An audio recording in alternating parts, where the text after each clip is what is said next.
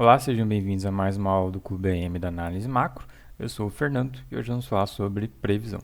Previsão de maneira geral, previsão de séries temporais utilizando métodos quantitativos. Então aqui a ideia é dar uma breve introdução, uma visão geral sobre esse tema, principalmente para quem está iniciando ou dando os primeiros passos, né, nessa área de previsão de séries temporais. Então a gente vai abordar os principais conceitos aí de maneira bem introdutória.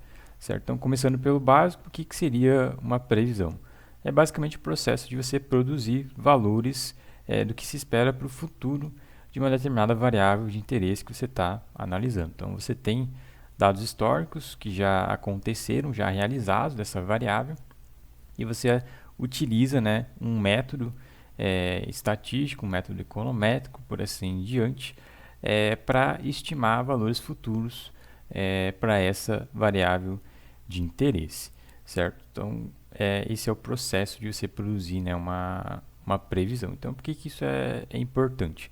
Basicamente por questão de como que a gente está estruturado hoje enquanto sociedade, a gente exige que a gente tenha alguma previsibilidade sobre eventos, né, futuros, né? Então, quando você vai sair de casa, geralmente aí você vai consultar antes de sair de casa qual que é a previsão do tempo. Se vai chover, se vai ter sol, se vai estar encoberto de nuvens e etc, para não sair, né, e correr o risco, por exemplo, de pegar a chuva.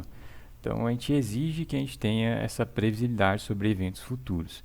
E esse é só um exemplo, né? Vai ter vários exemplos, né, de por que fazer previsões, produzir previsões é importante para várias áreas, para vários contextos. Então, alguns exemplos aqui que eu destaco por exemplo, planejamento de produção em empresas e também gerenciamento de estoque.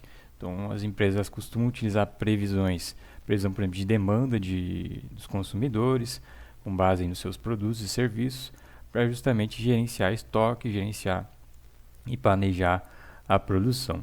Investidores também utilizam bastante previsões macroeconômicas para tomar decisões de investimento. O próprio Banco Central aí do país, ele utiliza as previsões para variáveis macroeconômicas, variáveis econômicas, justamente para decidir o que ele tem que decidir, que é a taxa de juros da economia.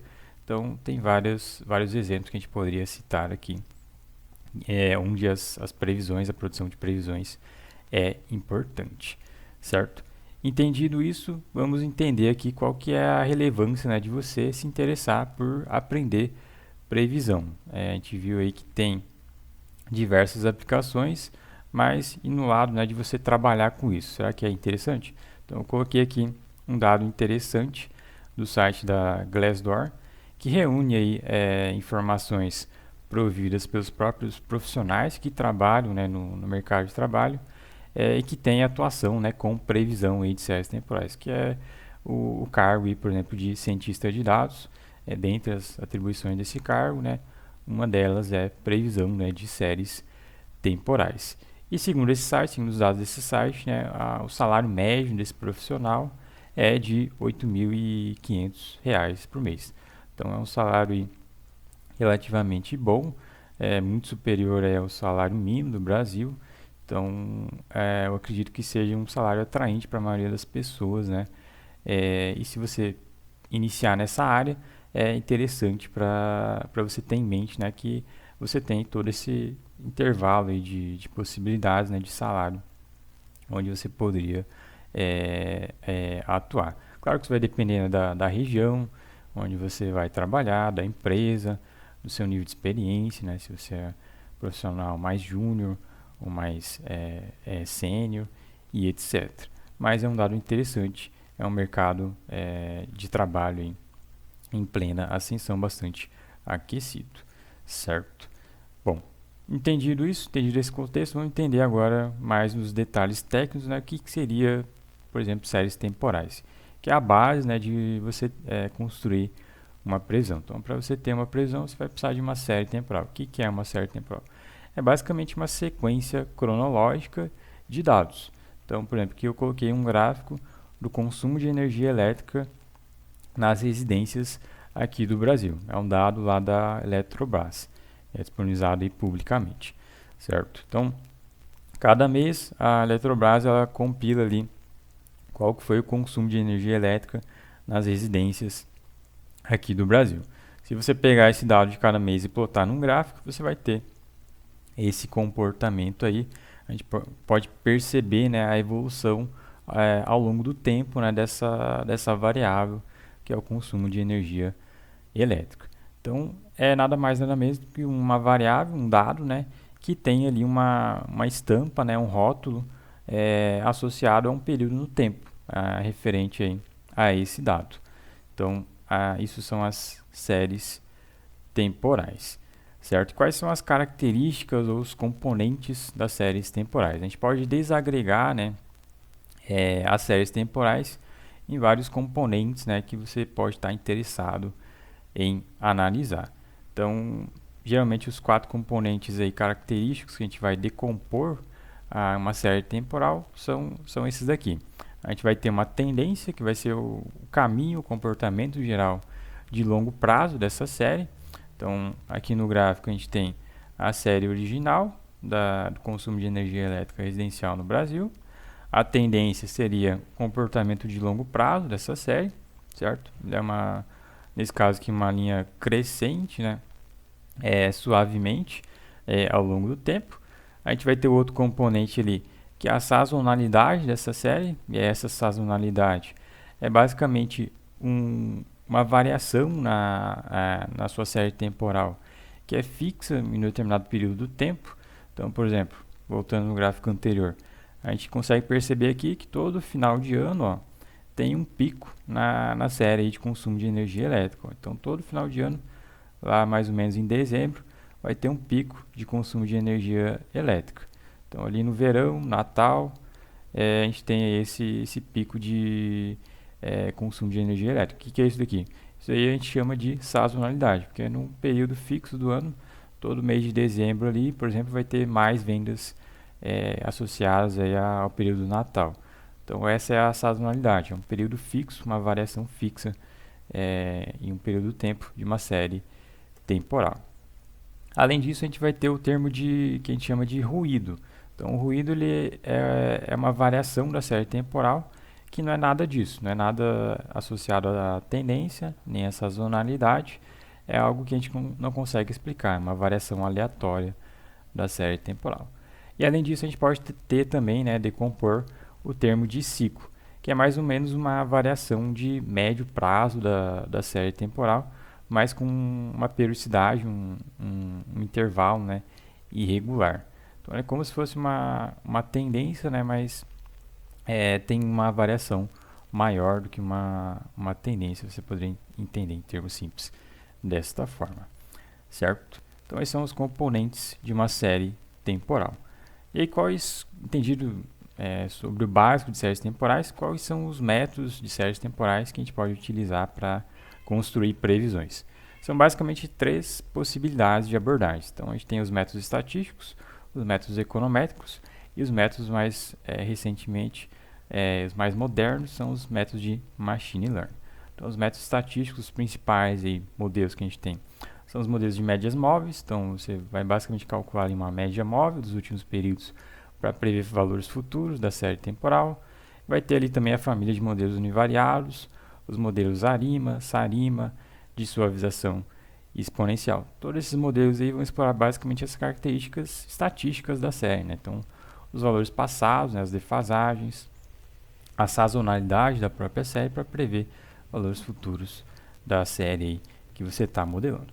Já a abordagem de modelos econométricos vai explorar mais a relação dessa variável que você está querendo prever com outras variáveis. Então, pode ser variáveis econômicas, financeiras e etc. para prever valores futuros, né, com base nessa relação. Então, os principais modelos dessa abordagem são os modelos aí de regressão linear, os modelos VAR, VEC, os modelos de volatilidade, ARCH e GARCH e vários outros também que existem dentro dessa abordagem.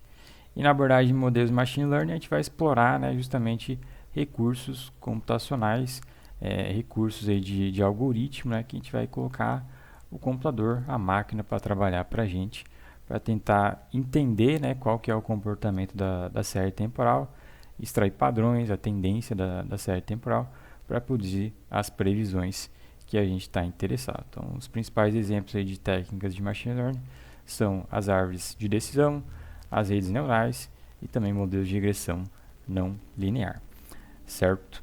Bom, essa aí é uma visão geral, né? Tem um mundo aí de possibilidades de métodos de previsão para séries temporais, certo? E quais são as ferramentas, né, que na prática você vai utilizar para prever, né, séries temporais? Aí vai se destacar, né, principalmente as linguagens de programação. E aí dentro de linguagem de programação a gente vai ter duas opções bem interessantes, que são as linguagens R e Python. Ambas vão oferecer uma grande comunidade de usuários engajada nas linguagens, que vão justamente produzir vários materiais na internet, produzir livros, produzir conferências, apresentações que vão expandir o conhecimento dessa comunidade de usuários, né, para outras pessoas também se beneficiarem desse conhecimento sobre as tecnologias que a gente tem, né, para prever séries temporais. Então, dentro disso, como produto, a gente vai ter várias bibliotecas, vários pacotes que a gente pode utilizar, que são bastante fáceis, úteis e eficientes para você rapidamente, né, a depender aí do contexto da série temporal, produzir uma previsão para ela. Além disso, como são linguagens de programação de código aberto, a gente vai ter como vantagem você poder justamente criar novas soluções, novos pacotes, alterar soluções já existentes, né, justamente para adequar ao seu problema e ao seu contexto, a sua necessidade de modelagem e previsão, certo? E também são linguagens bastante robustas que conseguem lidar aí com grandes quantidades de dados. Então, modelos principalmente de Machine Learning vão lidar com tabelas bem grandes, né, de dados, com facilidade, com eficiência, né, de uso dos recursos computacionais, certo? Então, as linguagens de programação R e Python são as duas principais em uso, né, atualmente para essa finalidade de previsão de séries temporais, certo? Seguindo adiante, eu destaquei aqui algumas aplicações, né, que a gente tem, principalmente aqui internamente na análise macro, são modelos de previsão que a gente já produziu para variáveis macroeconômicas aqui no Brasil. Então, produto interno bruto, taxa de juros Selic, o IPCA, que é a taxa de inflação aqui no Brasil, também taxa de câmbio, são modelos aí que a gente já produziu, né, de previsão. Então, tem aqui links para quem quiser acessar lá no blog da análise macro, né, a gente detalha esses modelos aí de previsão, certo? Então, são 4 exemplinhos aí que você poderia se basear. São exemplos aí um pouco mais avançados, né, mais complexos, mas que já servem de uma amostra do mar de possibilidades que você tem para colocar em prática, né, modelos de previsão para esses tipos de variáveis, certo?